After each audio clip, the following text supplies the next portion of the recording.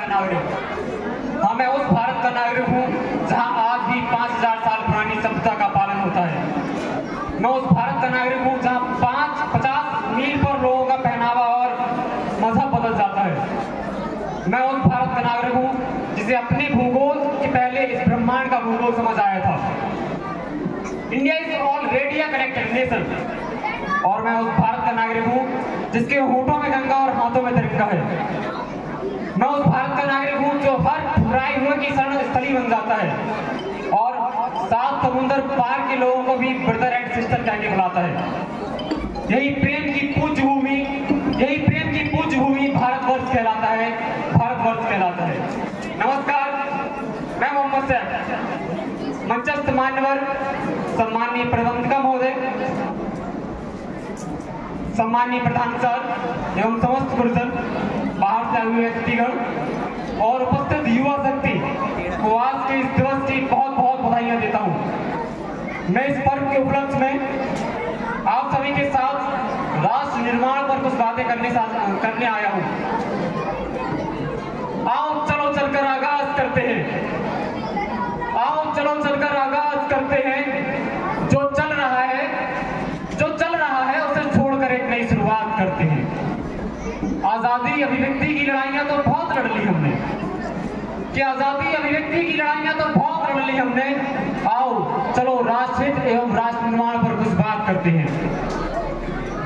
क्या है राष्ट्र निर्माण और कैसे संभव होगा हमारा राष्ट्र निर्माण? राष्ट्र निर्माण तब तक संभव नहीं जब तक हमारे समाज में कुछ बीमारियों का अंत नहीं होगा। कहा जाता है हम दुनिया के सबसे बड़े लोकतंत्र हैं, जहां हिंदू, मुसलमान, सिख, ईसाई सब पैदा होते हैं, परंतु अफसोस बस अब इंसान पैदा नहीं होते। और मेरे विचारों में ना हिंदू की जरूरत है ना मुसलमान की, ना हिंदू की जरूरत है ना मुसलमान की। राष्ट्र निर्माण के लिए केवल एक सच्चे इंसान की जरूरत है, केवल एक सच्चे इंसान की।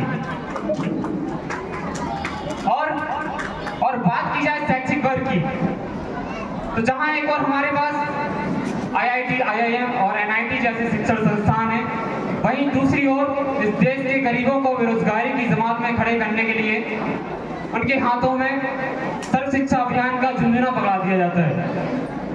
ऐसी कई किस्म की बीमारियां जो हमारे समाज में मुझे नजर आती है, जिनकी मूल जड़ है हमारा अंधविश्वास। और मेरे विचारों में जब तक इस देश का युवा अपनी सफलता के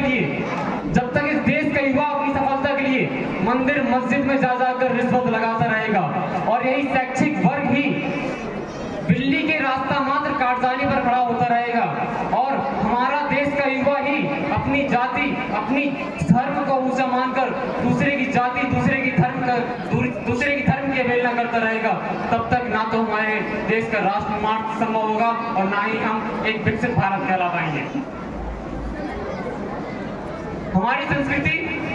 हमारी सभ्यता को दुनिया ने शीश नवाया है, तो फिर क्यों आज हमने आस्था के नाम पर अंधविश्वास फैलाया है? मेरे विचारों में राष्ट्र निर्माण तब संभव होगा जब इस देश की महिलाओं की पूजा करने की बजाय इज्जत की जाएगी। जब इस देश की महिलाओं की पूजा करने की बजाय इज्जत की जाएगी। राष्ट्र निर्माण तब संभव होगा जब हम जाति के संरक्षण पर नहीं बल्कि समाज के सशक्तिकरण पर बात करेंगे। और हमारा राष्ट्र निर्माण तब तक संभव नहीं होगा जब तक एक नागरिक नैतिक रूप से सटीक, चारित्रिक रूप से भ्रष्ट, मानसिक रूप से दिवालिया, धार्मिक रूप से अंधा और राजनीतिक रूप से गंदा रहेगा। तब तक हमारे देश का खंड खंड होता रहेगा, तब तक हमारा देश राष्ट्र निर्माण की ओर नहीं बढ़ पाएगा।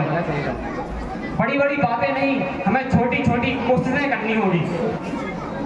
बड़ी बड़ी बातें नहीं, हमें छोटी छोटी कोशिशें करनी होगी, तभी हमारे देश का राष्ट्र निर्माण संभव होगा। राष्ट्र निर्माण में योगदान देने वाले सरहद पर दिन रात रक्षा के लिए खड़े उन जवानों को, पुलिस प्रशासन, किसान, शिक्षक और हमारे देश की उन बेटियों के लिए जो आज बेटों से भी आगे हैं, मैं उन बेटियों के लिए कुछ चंद लाइनें कहने जा रहा हूं जो कि इस प्रकार है। देश की प्यारी बहन तुम सुनो, देश की प्यारी बहन तुम सुनो, तुम सर्वश्रेष्ठ तुम आगे हो। वर्दी पहन के आती हो तो काल भी तुम्हारी डर के भागे हो। तुम में ताकत काफी है, न रुकने वाली आदि हो। तुम्ही कल्पना, तुम्ही हमारी, तुम हिंद की ऐसी बेटी हो। पिता का सीना फूले जब, पिता का सीना फूले जब बन के उतरती बेटी हो। ऐसी शेरनियों देश के हर उस नागरिक को, ऐसी शेरनियों और देश के हर उस नागरिक को जो अपना काम पूरी ईमानदारी, पूरी लगन, पूरी शिद्दत से करते हैं, मैं उनको सैल्यूट करता हूँ। क्योंकि उनके बगैर राष्ट्र निर्माण की कल्पना करना भी असंभव सा लगता है। मैं भारत का बेटा यह कहता हूं कि हमारा राष्ट्र निर्माण तब संभव होगा जब हम इस देश को 3.2 मिलियन स्क्वायर किलोमीटर का एक खूबसूरत सा फ्लैट या बंगला समझें। जब हम इस देश को 3.2 मिलियन स्क्वायर किलोमीटर का एक खूबसूरत सा फ्लैट या बंगला समझें, इसके हर कमरे, हर बरामदे की देखभाल करें।